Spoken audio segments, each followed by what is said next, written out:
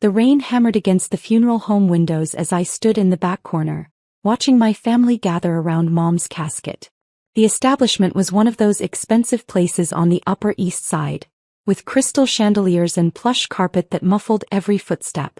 Mom would have hated the pretentiousness, but Dad insisted on maintaining appearances. My simple black dress, cotton, unadorned, nothing flashy, drew disapproving glances from relatives who'd arrived in designer outfits and expensive jewelry. The fabric felt smooth against my skin, deceptively simple in its elegant construction.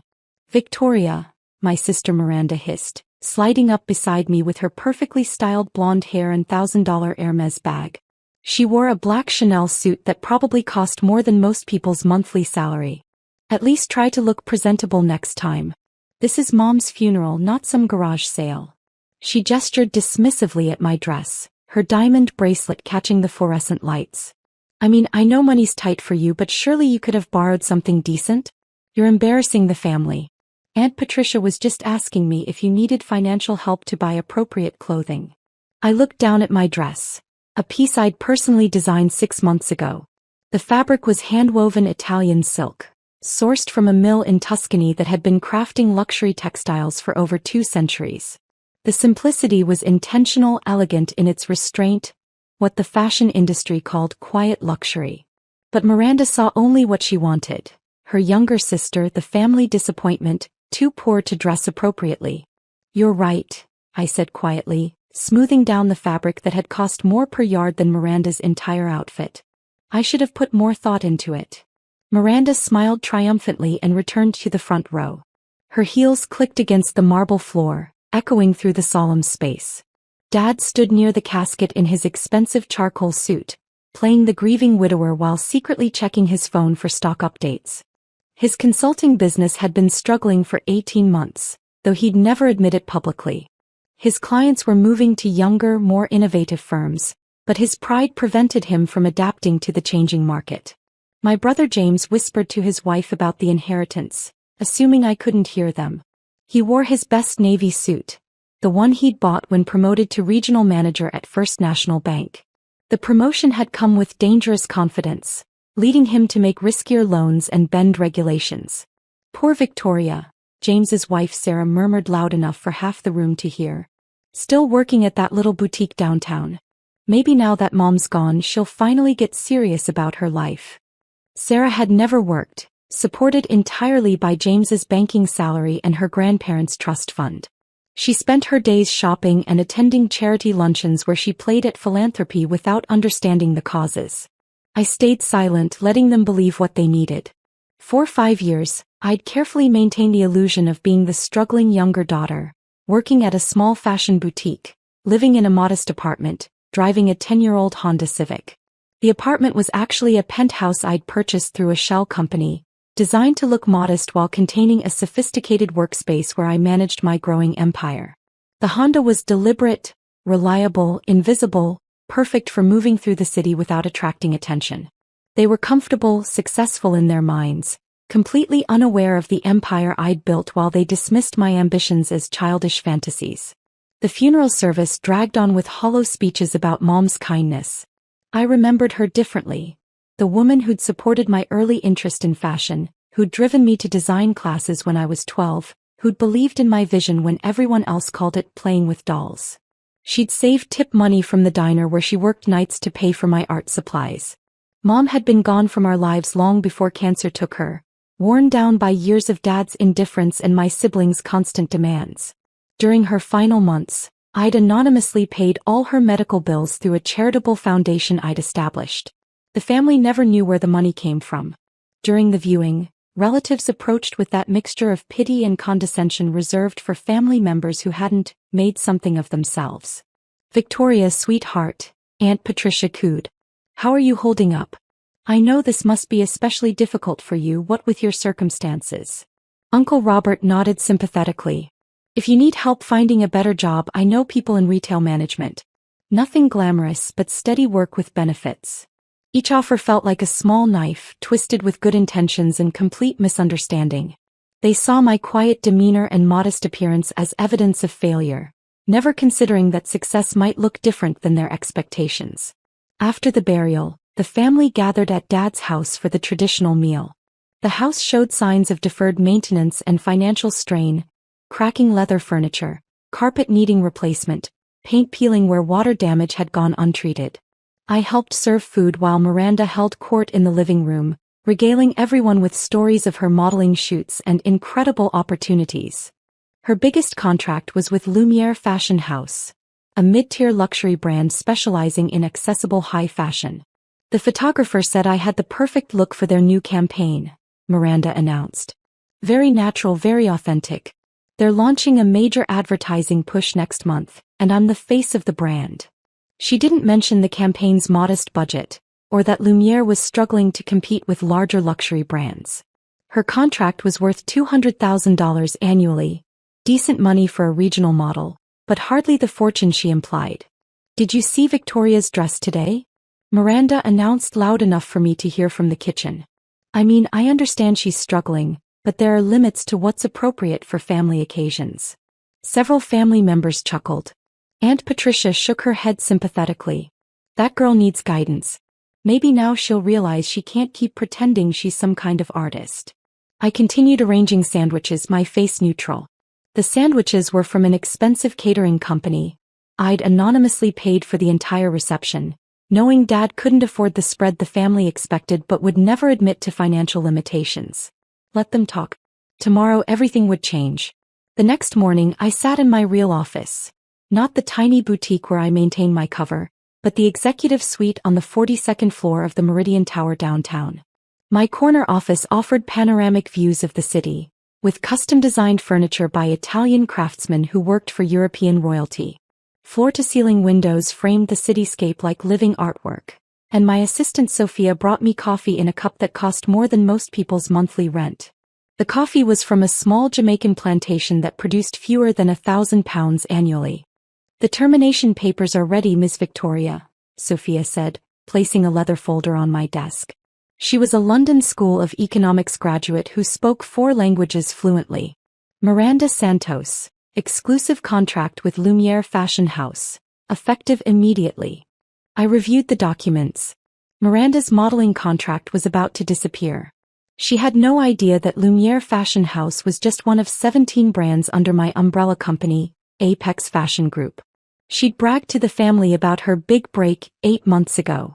The contract termination had been carefully crafted by my legal team. Creative differences, was vague enough to avoid lawsuits while damaging enough to make other agencies hesitant. In modeling, reputation was everything, and unexplained terminations raised career-ending questions. Also, Sophia continued, the financial team prepared reports on your family's situations. Your father's consulting firm is 3 months behind on office rent facing eviction. Your brother's bank is under federal investigation for loan irregularities with potential criminal charges. Miranda has been using her modeling income to cover significant credit card debt. I nodded, unsurprised. While they'd criticized my lack of ambition, I'd quietly observed their financial struggles. Dad's business had been declining for 2 years, but pride prevented him from admitting it. He'd lost 3 major clients to younger, more innovative firms. James had made questionable decisions, approving loans for friends and family who didn't meet standard criteria.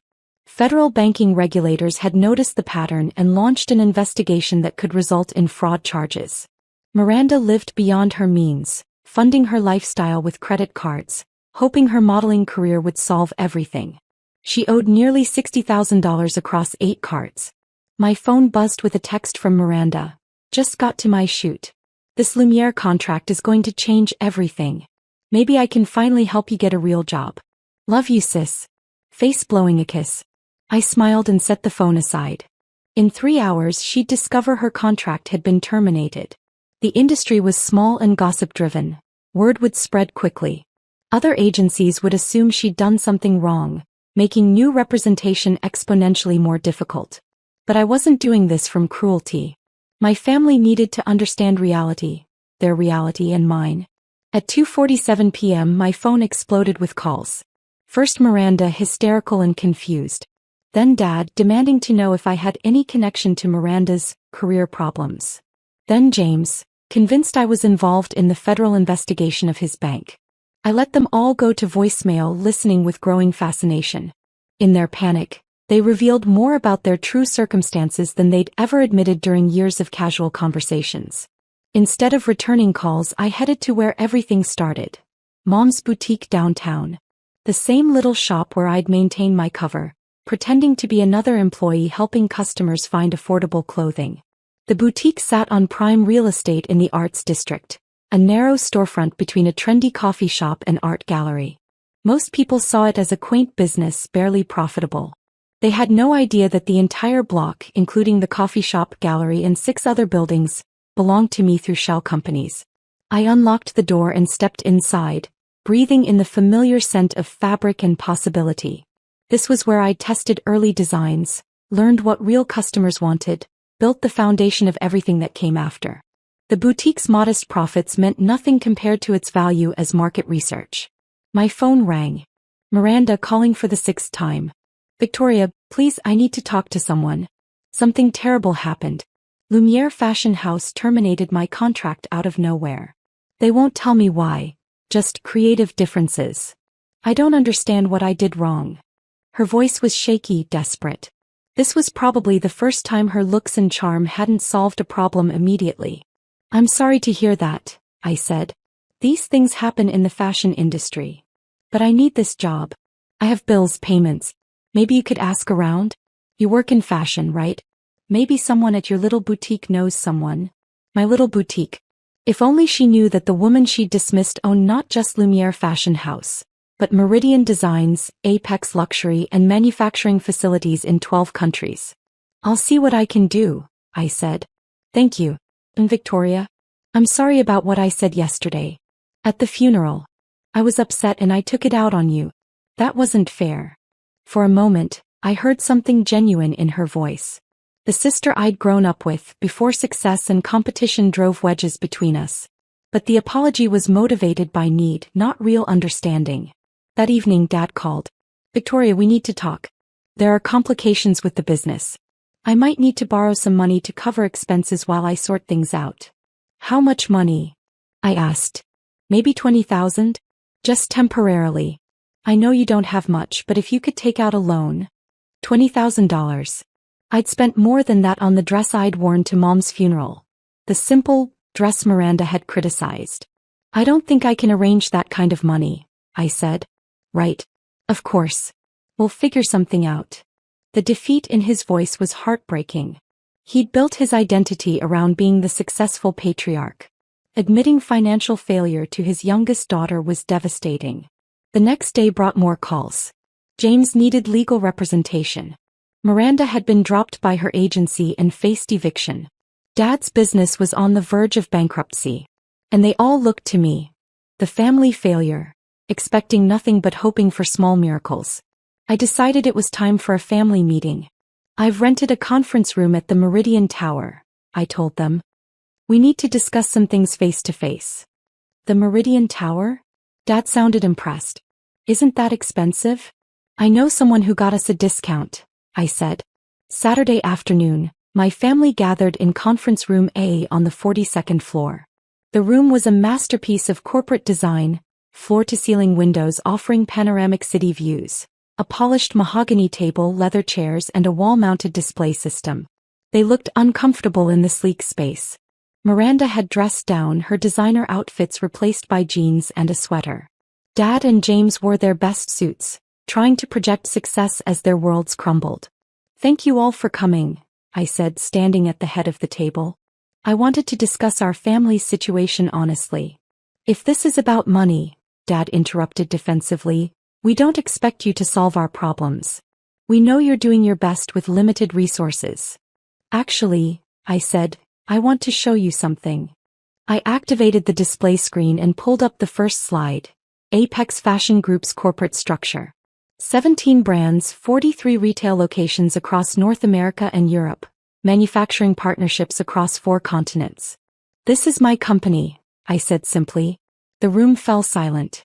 Miranda stared at the screen with growing recognition. She knew these brand names, had coveted pieces from several. "I don't understand," James said slowly. "This looks like a multi-billion-dollar corporation." "That's because it is. Current valuation is approximately $2.8 billion. I clicked to the next slide. Financial performance over 5 years. Revenue growth averaging 37% annually, profit margins exceeding industry standards, market expansion turning unknown brands into household names. The boutique downtown is my first location. I kept working there to stay connected to real customers and maintain a low profile. Miranda found her voice first. You own Lumiere Fashion House? Among others. 16 other brands to be precise. But you terminated my contract. I terminated Miranda Santos's contract. The agency never knew Victoria Santos was their ultimate boss. Dad studied the financial projections with sharp attention. This level of success. Victoria, why didn't you tell us? Because you never asked what I was actually doing. You saw what you expected. The struggling youngest daughter, the family disappointment. I clicked to the next slide. Documentation of my family's current financial situations. Dad's failing business, James's legal troubles, Miranda's debt crisis. I've been watching you struggle with problems I could solve with a phone call. But you were so convinced of my limitations that you never considered I might be capable of more. The room remained silent as they processed this information. Finally, Miranda spoke, barely above a whisper.